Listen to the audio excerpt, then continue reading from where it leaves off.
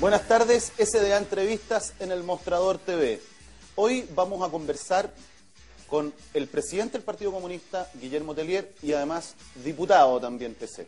Don Guillermo, bienvenido, mucho gusto y igualmente. Bienvenido a SDA y gracias por venir. Gracias a ustedes. Sus argumentos en el royalty básicamente no fueron escuchados y se aprobó, ¿cierto?, de la manera en que se aprobó este tema. Usted lo lamentó en su oportunidad. ¿Qué viene hoy para el PC y lo que van a ser sus desafíos para el 2011 después de esta, entre comillas, derrota, digamos? Bueno, ojalá hubiera sido solo una derrota del PC, pero yo creo que es una derrota del país y del futuro del país. Porque la verdad es que cobrar un royalty que no es un royalty, porque es un impuesto específico a la utilidad de las empresas del cobre, para la reconstrucción, lo que está bien, pero plata para la reconstrucción había.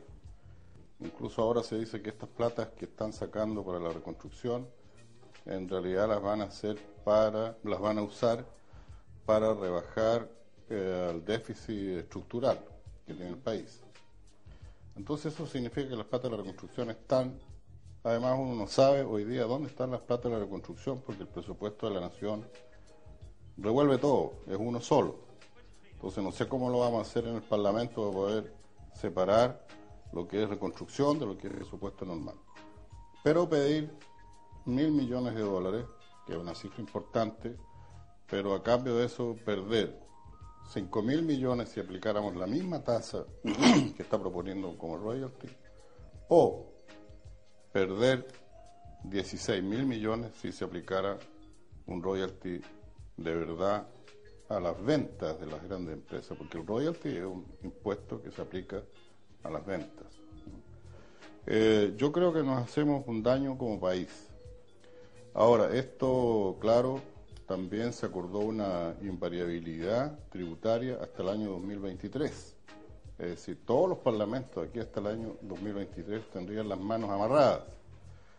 El segundo término es una ley de carácter voluntario para las empresas. Ya andaba el ministro Walborne en el norte conversando con los alcaldes para que le ayudaran a conversar con las grandes empresas mineras para que aceptaran esta ley. No se sabe todavía si la van a aceptar o no la van a aceptar. La verdad es que yo no sé para qué aprobamos una ley que la tienen que aceptar voluntariamente las empresas. ¿Y por qué se dio ese punto? O sea, porque si no, no es una ley. Bueno, pero así está hecha la ley. Así está hecha la ley. Yo creo que el presidente de la República confía que va a tener la muñeca suficiente, o a lo mejor ya lo tenía conversado, y por eso se arriesgó a proponer esta ley. Pero recién están conversando. Y en el norte resulta que todos los alcaldes del norte están contra este royalty, porque ellos más que nadie saben la riqueza que se está sacando, lo que se están llevando y lo que estamos perdiendo. Sí, eso es. Y yo no digo que las empresas no ganen plata. Tienen que ganar, si vienen a invertir tienen que ganar, pero tienen que ganar algo razonable, no algo que sea irrazonable para un país. ¿Y usted ha tenido ya algún feedback de que las empresas hayan dicho que no? Que además que sea una ley chistosa, digamos, una ley que no tiene efecto real. No sabemos, no lo sé. Es sospechoso que el ministro haya andado en el norte convenciendo a los alcaldes. Es sospechoso, quiere decir que más alguna empresa estará pensando, bueno, ¿por qué tengo que aceptar? Si la ley dice que no acepte y me conviene más quedarme como estoy, con invariabilidad hasta el 2018, pero sin pagar más impuestos, bueno, no sé qué es lo que van a acordar las empresas. Pero yo creo que aquí va a haber un acuerdo de alto nivel, seguramente algo ya tienen que haber estado conversando, si no me parece realmente absurdo que se apruebe una ley de esa naturaleza. Ahora esto no termina aquí. Algún diputado de derecha dijo, bueno, con esto ya quedó todo oleado y sacramentado y ya no hay nada más que hablar de esto. No, yo creo que tenemos mucho que hablar y yo creo que aquí va a depender de la voluntad ciudadana mucho. Hay mucha gente que está comprometida en la defensa del cobre para Chile. Yo creo que en la propia Cámara de Diputados ellos pensaban que iban a tener los votos en contra solo de los comunistas, y la verdad es que tuvieron los votos en contra de bastantes diputados, 17 en la más dura y hasta 24 por ahí, no sé cuánto o 27 en algunos de los artículos. Y lo que me parece bien importante, y hubo intervenciones incluso muy macizas, muy gruesas de parte de varios diputados en contra de este royalty. Eso me da la esperanza de que todavía es posible, no ahora indudablemente, pero en un tiempo más podamos de nuevo plantear este tema. Este tema de una u otra manera ha estado ligado, ¿cierto? Han aparecido, digamos, mientras se discutía en su oportunidad, en la discusión más dura del royalty, apareció la posibilidad de modernizar Codelco. Siempre esta cosa aparece cada cierto rato. Sí. Y ahora, bueno, con un gobierno de derecha, evidentemente, ha aparecido más. ¿Se ha tocado el tema en la Cámara? ¿Ha habido, no sé, algún lobby, algunas reuniones sobre el tema de Codelco? Porque modificarlo yo entiendo que es por ley. Sí, es por ley. Y yo espero que tenga quórum calificado para que podamos tener alguna opción de defenderlo. Yo tengo cierto temor por Codelco por una razón, porque este gobierno va a hacer algo que no hizo la concertación, que era lo hecho la concertación, que es enviar un proyecto de ley para eliminar el cobro del 10% a las ventas que sí le hacen a Codelco y que se las entregan a las Fuerzas Armadas y que es un fondo reservado para las Fuerzas Armadas. Eso se va a eliminar seguramente, o está en vías de eliminarse. Está en vías de eliminar. Entonces hasta ahora hay algunos que piensan que no se había privatizado Codelco porque las Fuerzas Armadas no querían que se privatizara porque ellos iban a dejar de percibir ese 10%. Sí, claro. Pero ahora que por ley le van a quitar ese 10%, que van a buscar otro tipo de financiamiento, no sé cuál será, entonces dejan de estar interesadas las Fuerzas Armadas y por lo tanto Codelco se vuelve más vulnerable. Y aquí en esto los apetitos son muy grandes. Porque Codelco es una empresa muy eficiente, es mucha plata, y Codelco, la verdad, o sea, para mí Codelco era seguir en manos del Estado y expandirse mucho más, tecnificarse mucho más, ¿no? En desmedro incluso algunas de las grandes privadas o los nuevos yacimientos eran, la mayoría pasar a depender de Codelco. Pero creo que no está pensado así. Entonces yo tengo cierto temor por Codelco. Cuando se abrieron los cupos para ustedes durante la última campaña parlamentaria, siempre se habló que el término de la exclusión. ¿Cómo se ha sentido usted en la Cámara? ¿Se ha sentido cómodo o también de una u otra manera hay una especie de exclusión simbólica, como de que ustedes siempre van a votar en contra de los proyectos? A ver, la exclusión no ha terminado.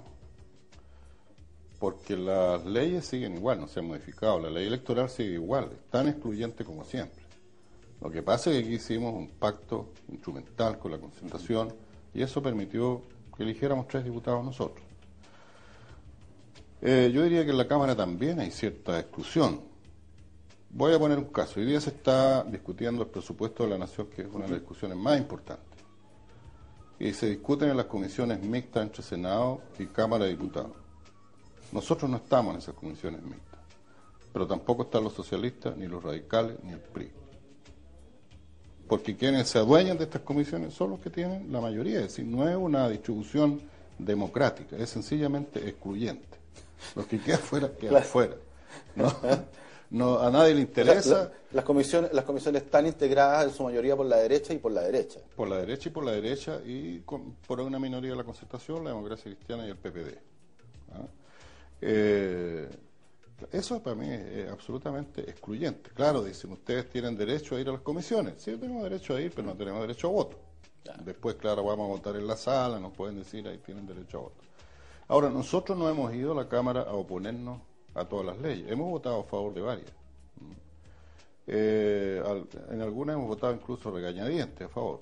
Pero en varias hemos votado solo, y hemos quedado solos en las votaciones, porque nos parece que más vale dejar sentado un precedente que dejarse arrastrar por la corriente o por el qué dirán, o que los electores a lo mejor, porque como viene toda una campaña mediática en torno a cada ley, dicen, bueno, estos no votaron por esto. Ya, no, nosotros no hemos votado muy a conciencia y creo que hemos en cada caso argumentado también nuestro voto. La derecha le ha empezado a dar duro al Partido Comunista sobre todo el tema las FARC, ¿se acuerda? Así es. Que ustedes tenían casi un vínculo económico y paramilitar y que la derecha los llamaba a ustedes a definirse, ¿cierto? Claro. ¿Cómo ha sido ese tema en el Parlamento? ¿Sigue la derecha en esta historia? Porque además ahora se reactivó el caso Guzmán y todo. A ver, curiosamente el caso FARC como que desapareció del mapa, porque en realidad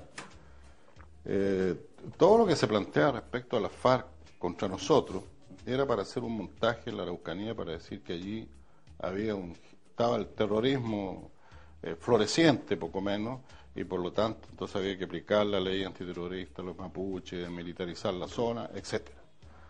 Pero curiosamente el mismo gobierno envía un proyecto de ley para modificar la ley antiterrorista, porque esa ley antiterrorista sobrepasa los tratados internacionales, no está de acuerdo a derechos, se aplica de manera discriminatoria a una parte de la sociedad, que son los pueblos originarios, y tiene que modificarla.